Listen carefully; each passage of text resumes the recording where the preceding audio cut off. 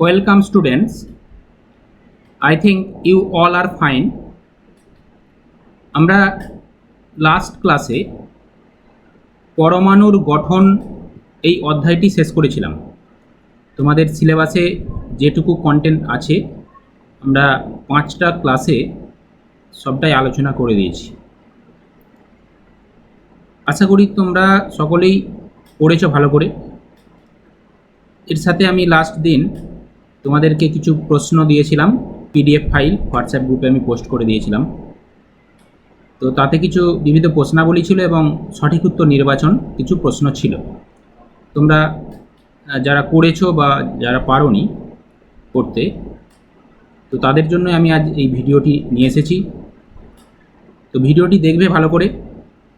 আমি প্রত্যেকটা কোশ্চেন ব্যাখ্যা সহ এখানে সলিউশনটা করে দিয়েছি। যারা পেরেছো তারা মিলিয়ে নেবে, আর যারা পারোনি তারা কিন্তু খাতায় এটা ভালো করে লিখে নেবে। Let's start the solution. দেখো, ফার্স্ট আমরা বিবিধ প্রশ্নাবলীতে প্রথম কোশ্চেনটা কি হয়েছে দেখো, যে SPDF প্রতীক ব্যবহার করে নিম্নলিখিত কোয়ান্টাম সংখ্যা বিশিষ্ট কক্ষকগুলিকে চিহ্নিত করো। কী কী দেওয়া আছে দেখো। First one, n = 3, l = 1। তো বলে রাখি এখানে কক্ষক বলেছে, যদিও কক্ষক চিহ্নিত করতে গেলে m এর ভ্যালুটা দিতে হয়। এটা কক্ষ নাকি উপকক্ষ বলা যেতে পারে, উপকক্ষ। উপকক্ষ তাহলে এখানে দেখো n এর ভ্যালু 3, তাহলে উপকক্ষকে চিহ্নিত করার আগে প্রিন্সিপাল কোয়ান্টাম নাম্বার থাকে। তাহলে 3 আর l এর ভ্যালু 1 হলে আমরা বলি তাকে p, তাহলে 3p।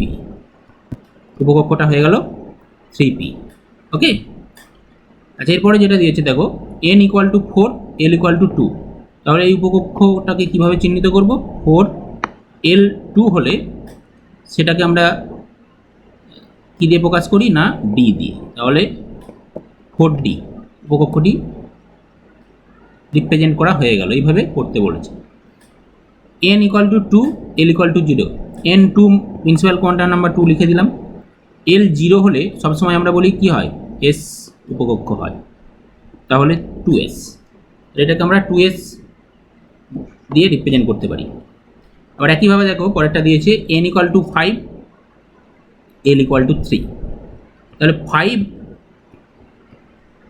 l 3 হলে সেটা f দিয়ে চিহ্নিত করা হয়, তাহলে 5f। এই উপকক্ষটা 5f হবে।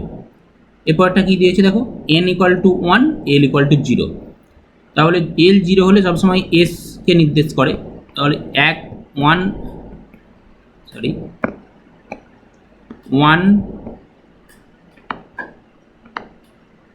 s।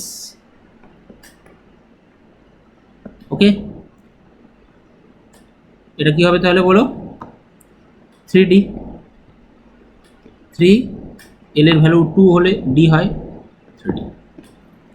এই তাহলে ফার্স্ট কোশ্চেনের অ্যান্সারগুলো এইভাবে লিখতে হবে। চিহ্নিত করা বলতে এইভাবে চিহ্নিতকরণ করে এর কথা বলা হয়েছে। আচ্ছা, এরপরে দেখো কোশ্চেন নাম্বার 2, 2d এবং 3f কক্ষকের অস্তিত্ব থাকা সম্ভব নয় কেন? বা এভাবে প্রশ্ন আছে অনেক সময় যে 2d বা 3f কি সম্ভব, ব্যাখ্যা করো। কেন সম্ভব নয়? এই ধরনের প্রশ্নের অ্যান্সারগুলো কিভাবে করতে হয় একটু দেখো। 2d এর ক্ষেত্রে আমরা n ভ্যালু কত বলতে পারি, 2d যদি সম্ভব হয়। এর ক্ষেত্রে প্রিন্সিপাল কোয়ান্টাম নাম্বার প্রথমে যেটা দেওয়া আছে এটা প্রিন্সিপাল কোয়ান্টাম নাম্বার, আর d মানে হচ্ছে সেকেন্ডারি বা গৌণ কোয়ান্টাম সংখ্যা। তাহলে n = এখানে কিন্তু 2। এবার দেখো n = 2 হলে 2 নম্বর কোশ্চেনের অ্যান্সারটা বলছি আমি। n = যদি 2 হয়, l এর ভ্যালু এখান থেকে বের করে দেখো তো কী কী আসে। l এর ভ্যালু কত হয় না, একটা ভ্যালু 0 হয় আর একটা ভ্যালু 1 হবে। আর হবে না, কারণ 0 থেকে n-1 পর্যন্ত প্রতিটি পূর্ণ সংখ্যা হয় l এর মানটা, এটা আমরা জানি। তাহলে 0 হবে, আর n-1 বলতে 2 - 1 1। এবার 0 হলে আমরা সেটাকে s দিয়ে চিহ্নিত করে থাকি। আর এল হলে সেটাকে আমরা পি দিয়ে চিহ্নিত করে থাকি। ঠিক আছে, তাহলে এন এর ভ্যালু 2 এর জন্য এখানে কিন্তু কোনোভাবেই ডি আসছে না, কারণ ডি হতে গেলে এল এর ভ্যালুটা 2 হতে হবে, কিন্তু এন এর ভ্যালু 2 এর জন্য এল কখনোই 2 এর সমান হতে পারে না, অর্থাৎ n = 2 হলে এল নট ইকুয়াল টু 2 কখনো হতে পারে না, তাহলে ডি আসা সম্ভব নয়। বোঝা গেছে?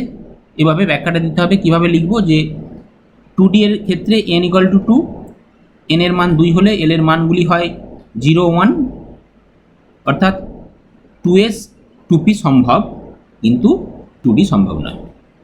ঠিক আছে, এভাবে ব্যাখ্যাটা হবে। এর সাথে আরেকটা দিয়েছিল, দেখো কি প্রবলেম, 3f, একইভাবে ব্যাখ্যা দেবো।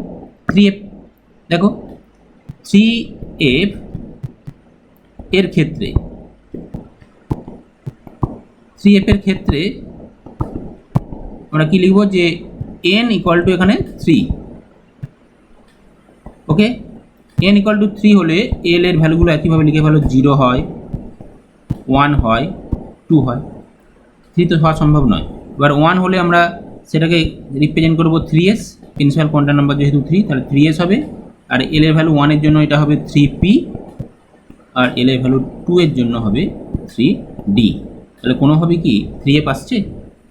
3f এই জন্যই সম্ভব নয়। ঠিক আছে, তাহলে 2d 3f সম্ভব নয়, এই জন্যই বলা হয়। বুঝে গেছে? খাতায় উত্তরটা লিখবে তোমরা। আচ্ছা, এরপর কি আসছে দেখো,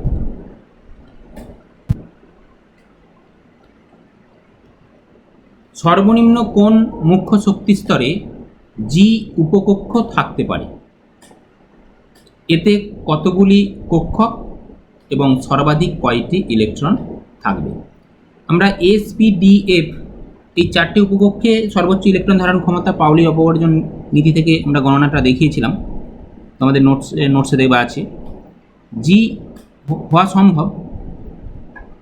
ঠিক আছে, তাহলে জি এর ক্ষেত্রে আমরা দেখব কি হতে পারে। দেখো সলিউশনটা দেখো।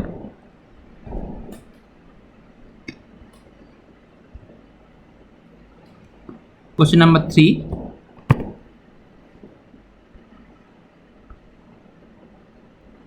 আমরা এল এর ভ্যালুগুলি লিখব এবং তার এগেনস্টে যে চিহ্নগুলি আমরা ব্যবহার করি বা যে লেটারগুলো ইউজ করি সেগুলো লিখে যাব। তাহলে এল এর ভ্যালু কতর জন্য জি আসছে একটু দেখে নেব, তাহলে মুখ্য শক্তি স্তর বেরিয়ে যাবে।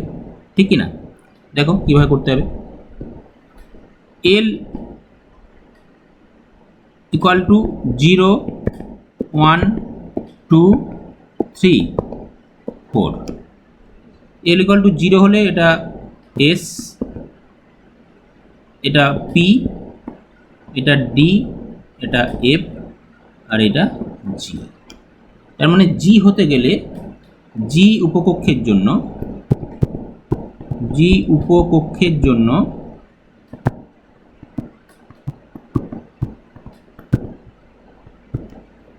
এন এর সর্বনিম্ন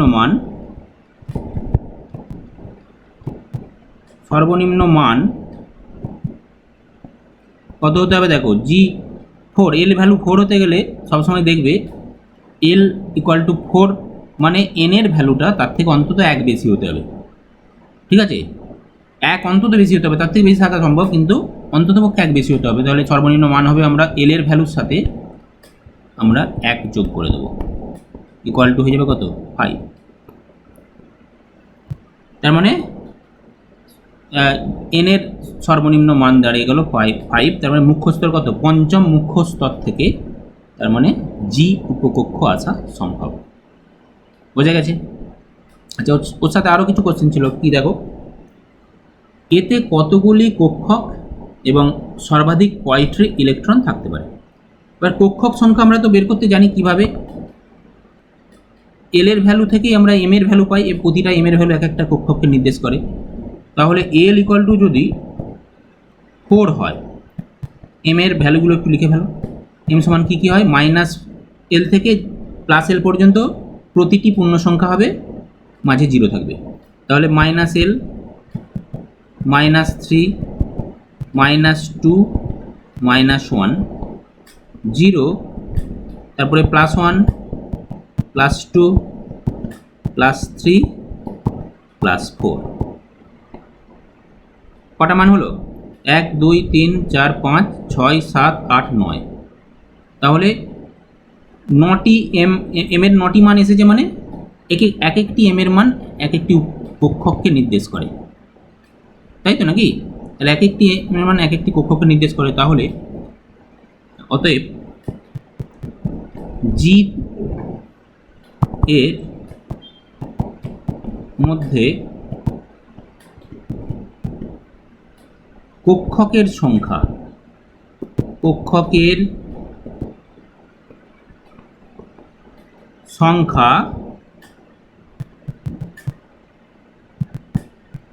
কত হবে? 9টি। কক্ষকের সংখ্যা হয়ে যাবে 9টি। বুঝে গেছে? আচ্ছা, এইবার পরে ওর সাথে আরেকটা কি ছিল দেখো কোশ্চেন, যে সর্বাধিক কয়টি ইলেকট্রন থাকতে পারে। হ্যাঁ, এবার আমরা পাউলির অপবর্জন নীতি ধারণাটা কাজে লাগাবো। পাউলির অপবর্জন নীতিতে বলা হয়েছে একটি কক্ষকে সর্বাধিক 2টি বেশি ইলেকট্রন থাকতে পারে না। অ্যাকচুয়ালি এটা অনুসিদ্ধান্ত হিসেবে বলতে পারি। পাউলি অপবর্জন নীতির একটা সিদ্ধান্ত হিসেবে বলা যায় যে একটা কক্ষকের মধ্যে সর্বাধিক 2টি ইলেকট্রন থাকতে পারে। ওকে, তাহলে 9টি কক্ষক এসেছে, তাহলে সর্বাধিক ইলেকট্রন সংখ্যা কত হবে? জি উপকক্ষে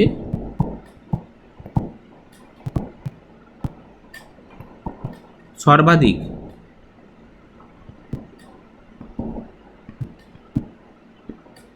ইলেকট্রন সংখ্যা হবে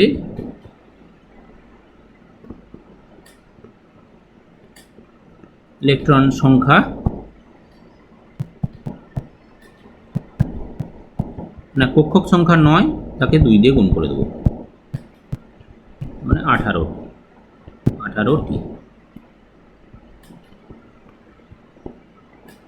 ওকে, এই হয়ে গেল অ্যান্সার।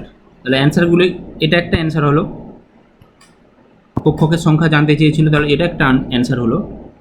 আর একটা ছিল যে এটা গোল করা আছে, দেখো এটা একটা অ্যান্সার।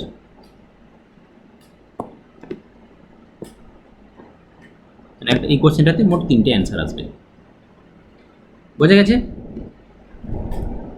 আচ্ছা, এরপরে দেখো কি প্রশ্ন আসছে। দেখো, একটি পরমাণুতে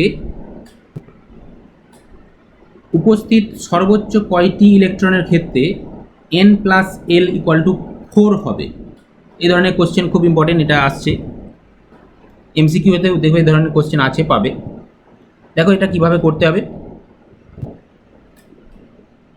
n+l ভ্যালু 4 কত রকমভাবে হওয়া সম্ভব সেটা আমাদেরকে বের করতে হবে।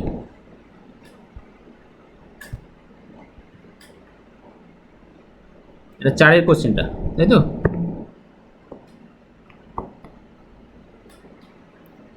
n+l এটা সমান হচ্ছে 4 বলা আছে।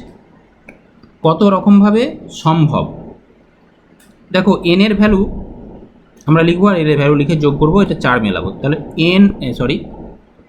এটা 4 হতে পারে, n এর ভ্যালু 4 হতে পারে, তার সাথে l এর ভ্যালু 0 আসতে পারে। তার মানে 4 + 0 = 4 হওয়া সম্ভব। n এর ভ্যালু 4, l এর ভ্যালু 0, মানে এটা কোন উপকক্ষকে নির্দেশ করে পাশে লিখে দিয়ে যাব 4s। ওকে, এবার দেখো n এর ভ্যালু 1 কমিয়ে দিলাম 3 প্লাস l এর ভ্যালু 1 হওয়া সম্ভব। তাহলে এটা সমান 4 হতে পারে। তখন এই উপকক্ষটা কি আসবে? এর নাম হবে 3p, তাই তো? n এর ভ্যালু যেহেতু 3 আর l এর ভ্যালু 1 হলে p হয় 3p। আর কি সম্ভব কোনোভাবে? দেখো n এর ভ্যালু 2 + 2 যদি লিখি তাহলেও তো 4 হয়, কিন্তু আমরা এখানে কোয়ান্টাম সংখ্যা রুলসে আমরা জানবো যে n এর ভ্যালু 2 হলে l এর ভ্যালু কখনোই তার সমান হতে পারে না, অন্ততপক্ষে 1 কম হবে। তার মানে এটা ম্যাথমেটিক্যালি সম্ভব হলেও কোয়ান্টাম নাম্বারের ক্ষেত্রে এটা অ্যাপ্লিকেবল হবে না। ওকে, তাহলে এটা হচ্ছে না। তাহলে এই দুটি উপকক্ষ সম্ভব। এবার এই দুটি উপকক্ষে মোট কতগুলি ইলেকট্রন আছে, কারণ ইলেকট্রন বলেছে সর্বোচ্চ কয়টি ইলেকট্রনের ক্ষেত্রে n+l=4 হবে। ঠিক আছে, এবার আমরা জানি যে 4s সর্বোচ্চ ইলেকট্রন কটা থাকতে পারে। 4s ইলেকট্রন থাকতে পারে কটি? সর্বোচ্চ না দুটি। আর 4s কেন, যে কোনো s 4s 5s যাই হোক না কেন।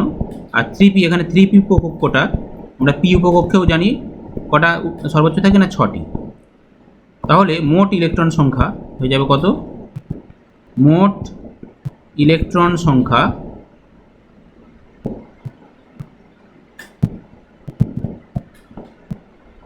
মোট ইলেকট্রন সংখ্যা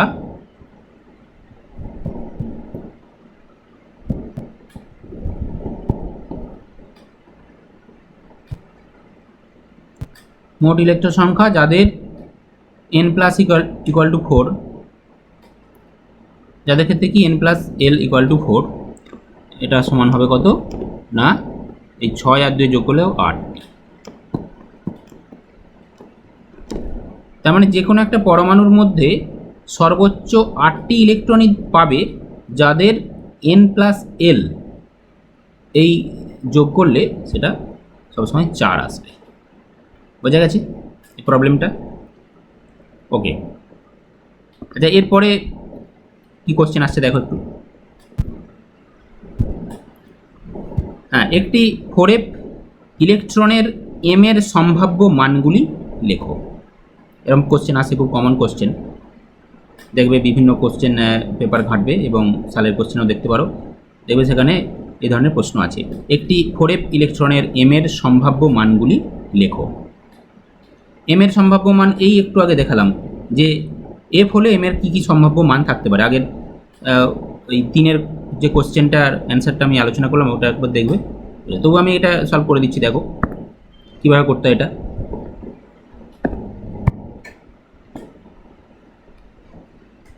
এটা কোশ্চেন নাম্বার কত না 5, কোশ্চেন নম্বর 5। এটা 4f বলেছে নাকি? হ্যাঁ 4f। আচ্ছা ওটা জি ছিল, এটা এফ দিয়েছে, যাই হোক একই রকম রুলস। দেখো 4f এই সংখ্যাটার কোনো এখানে কাজেই লাগবে না, তাই তো। এম এর মান সবসময় এল এর মানের উপর ডিপেন্ড করে। তো এফ এর ক্ষেত্রে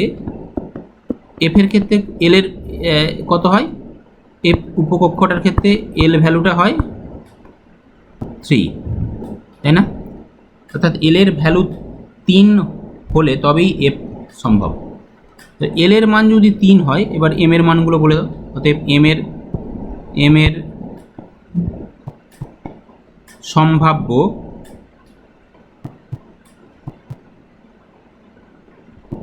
সম্ভাব্য মানগুলি হলো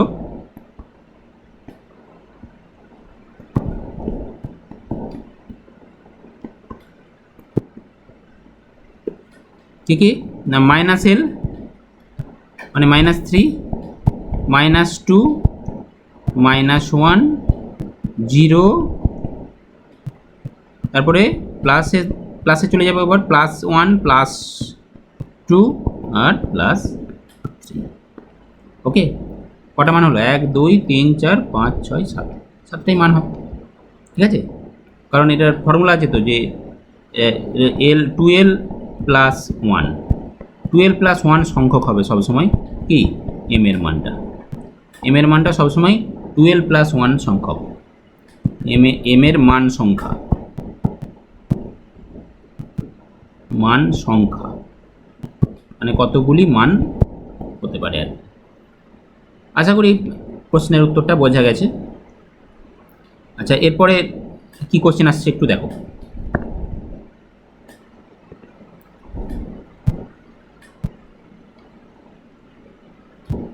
এম মৌলের পারমাণবিক সংখ্যা, ইলেকট্রন বিন্যাস সংক্রান্ত একটি প্রশ্ন। এম মৌলের পারমাণবিক সংখ্যা 29, m+ ও m2+ আয়নদ্বয়ের ইলেকট্রন বিন্যাস লেখো। ইলেকট্রন বিন্যাস আমি পড়ানোর সময় অনেক প্রবলেমই পড়িয়েছিলাম, কিভাবে করতে হয় ক্যাটায়নের ক্ষেত্রে বা অ্যানায়নের ক্ষেত্রে, সেটা আমি আলোচনা করেছি লাস্ট ক্লাসেই। এখানে দেখো 29 বলে দিয়েছে, তো তো সেক্ষেত্রে মৌলের ইলেকট্রন বিন্যাসটা আগে করে ফেলো, তাহলেই হবে। আগে মৌলের ইলেকট্রন বিন্যাসটা করো, দেখো কি আসে।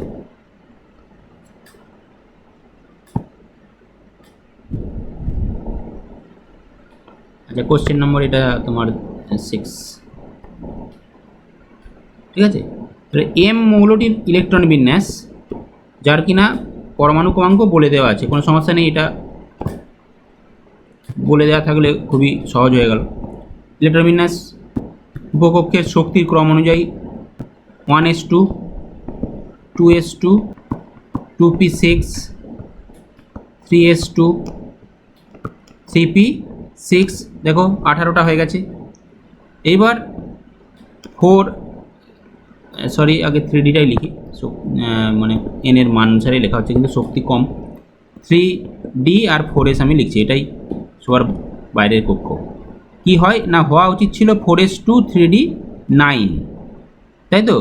তাহলে 29টা মিলে যাবে, এটাই হয়। কিন্তু ওই যে একটা রুলস আমি বলেছিলাম, অর্ধপূর্ণ কক্ষক বা সম্পূর্ণরূপে ভর্তি কক্ষক অসম্পূর্ণ রূপে ভর্তি কক্ষক বা উপকক্ষের তুলনায় বেশি সুস্থিত, যার জন্য কি হয়, এটা 4s1 হয়ে যায় আর এটা 3d5 হয়ে যায়। অ্যাকচুয়ালি এটা কি, এটা তো কপারের ইলেকট্রন বিন্যাস, 29 তো কপারেরই হয়। ওকে, এইবার আমরা m প্লাস চেয়েছে আর m2 প্লাস চেয়েছে। তাহলে m প্লাস 28 নাম্বার ইলেকট্রন আছে, এর পরমাণু ক্রমাঙ্ক নয়, আমি এটা ইলেকট্রন সংখ্যা লিখছি, পরমাণু ক্রমাঙ্ক 29ই থাকবে। তাহলে এটা কি হবে, এবার এদের ক্ষেত্রে আমরা বলেছিলাম কি, সন্ধিগত মৌলের ক্ষেত্রে ইলেকট্রন কিন্তু আগে এস থেকে বেরিয়ে যায়, তারপরে ডি থেকে বেরোয়। তাহলে m প্লাস মানে 4s এর ইলেকট্রনটা বেরিয়ে যাবে। ইলেকট্রন বিন্যাস শুধুমাত্র কী হবে, এটাই দেখে দিচ্ছি, আমি লিখছি না, এইটা থাকবে না। ওকে, এই 4sটা থাকবে না, এটা মুছে দিলাম, এইটা ইলেকট্রন বিন্যাস হয়ে যাবে। সরি, এটা লেখা আমার ভুল হয়েছে, এটা 3d10 হবে, 3d10 হবে, এটা 29 নাহলে মিলছিল না, ঠিক আছে, 3d10 হবে। এর আগেরটা এটা একটু কারেকশন করে নেবে মৌলের ইলেকট্রন বিন্যাসটাতে, আর এখন m প্লাসের ইলেকট্রন বিন্যাসটা 3d10 হবে। আর m2 plus,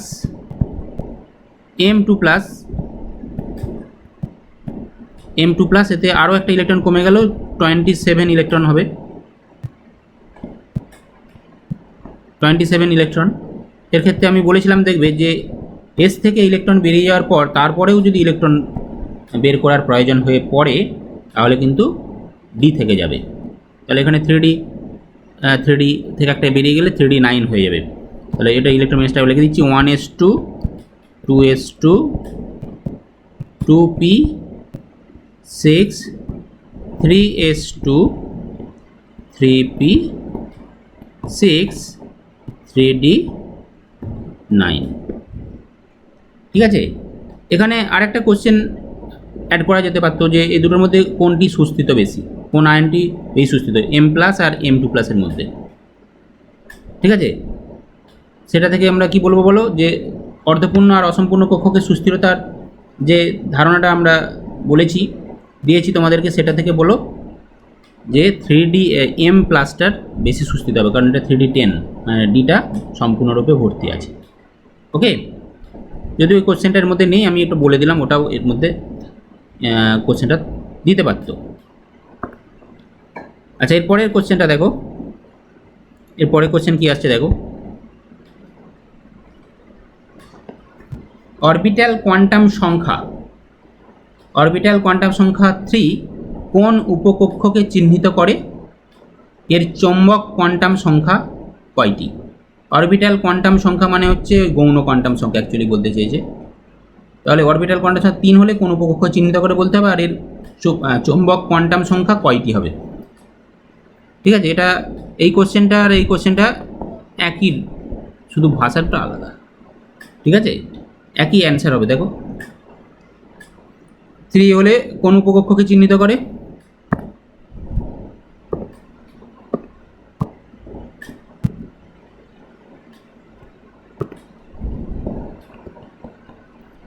L equal to 3 বলেছে, এটা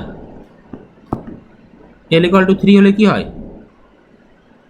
L ইকুয়াল টু 3 হলে সেটা F উপকক্ষকে চিহ্নিত করে, তাই তো। তাহলে যাদের অরবিটাল কোয়ান্টাম সংখ্যা L ইকুয়াল টু 3, উপকক্ষটি হলো এফ। এবার এফের ক্ষেত্রে বলেছে কোন উপকক্ষে চিহ্নিত করে, তাহলে এটা আমরা বলবো এফ উপকক্ষকে চিহ্নিত করে।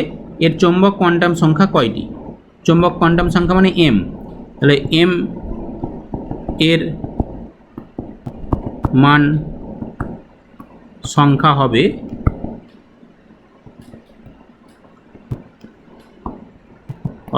ওই ফর্মুলায় বসিয়ে দাও যে 12+1 সমান 2 × 3 + 1 = 7। তাহলে চৌম্বক কোয়ান্টাম সংখ্যা এম এর মান কিন্তু 7টি পাওয়া যাবে। বোঝা গেছে? আচ্ছা, এরপরে কি কোশ্চেন আসছে একটু দেখো।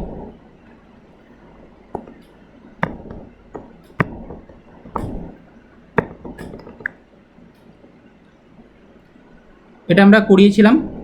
দুটি মৌল এক্স এবং ওয়াই এর পারমাণবিক সংখ্যা যথাক্রমে 15 এবং 27। এক্স 3- এবং ওয়াই 3+ আয়নগুলির ইলেকট্রন বিন্যাস লেখো। এটা আশা করি সকলেই পেরেছো। ঠিক আছে, এটা আমরা পড়ানোর সময় বলেছিলাম, এটা আমি আর পড়াচ্ছি না, খুবই সহজ। আচ্ছা, এরপরে 9 প্রশ্নটা দেখো। 9 কোনো মৌলের 5f অরবিটালে 9টি ইলেকট্রন আছে, সর্বোচ্চ কত সংখ্যক ইলেকট্রনের ঘূর্ণন একই দিকে হবে এবং অযুগ্ম ইলেকট্রনের সংখ্যা কত উল্লেখ করো। খুবই সহজ প্রশ্ন একটা।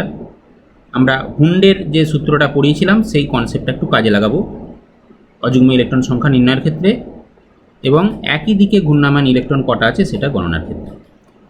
আগে আমরা দেখব যে 5f, এফ মানেই সেটা 5 হোক 6 হোক, সেটা ডাজ নট ম্যাটার। এফ মানেই তাতে কটা কক্ষক আছে সেটা আগে বলো। এফ কটা কক্ষক আছে, এটা 9 কোশ্চেনটা বলছি, 9 কোশ্চেন নাম্বার 9। এফ এর কক্ষকের সংখ্যা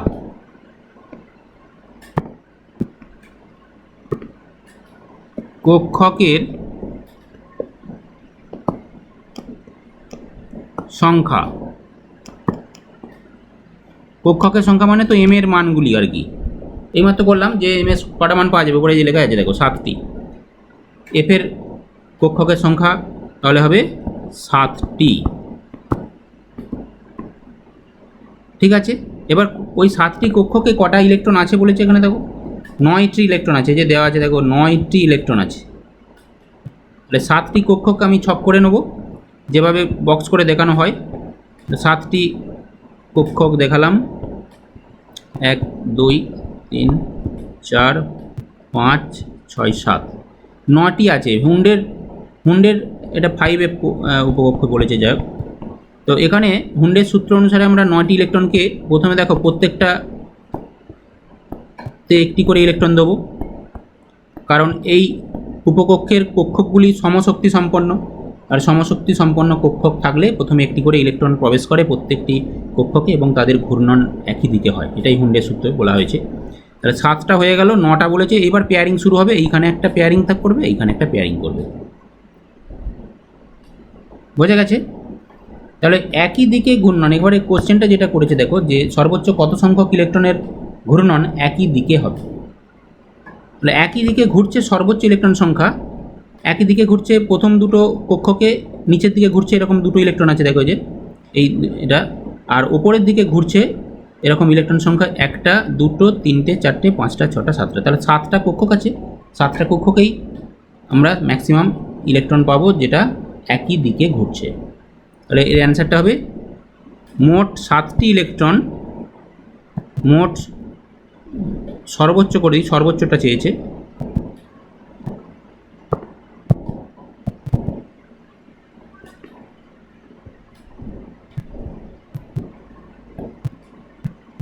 সর্বোচ্চ মোট 7টি ইলেকট্রনের ঘূর্ণন একই দিকে হবে। 7টি ইলেকট্রনের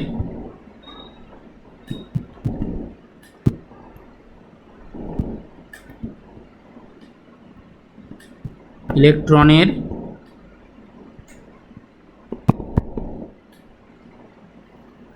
সরি স্লো আসছে এটা,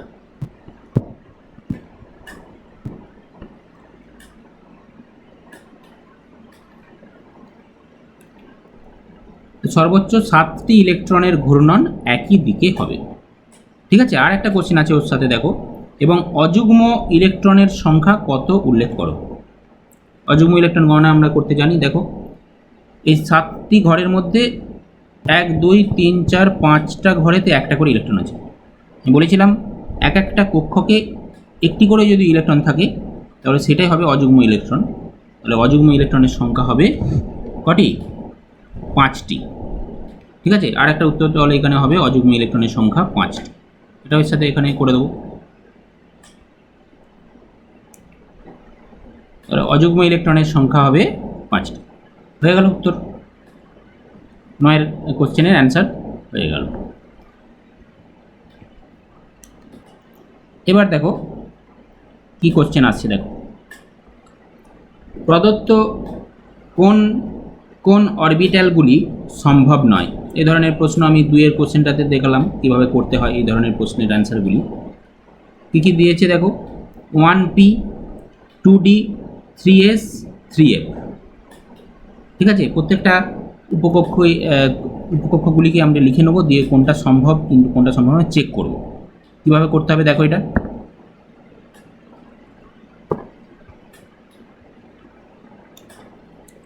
10 দাগের অ্যান্সারটা বলছি। কী কী দিয়েছে দেখো, 1p 2d 3s 3f। 1p 2d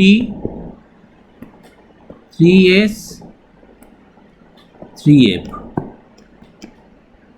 এর ক্ষেত্রে n equal two 1, l equal to কত হবে, একটাই মান 0, 1s কে বোঝাচ্ছে। 2d n এর মান কত, n সমান এখানে 2, n 2 হলে l এর মান কি কি আসে না 0 1, তার মানে 2s 2p 2p।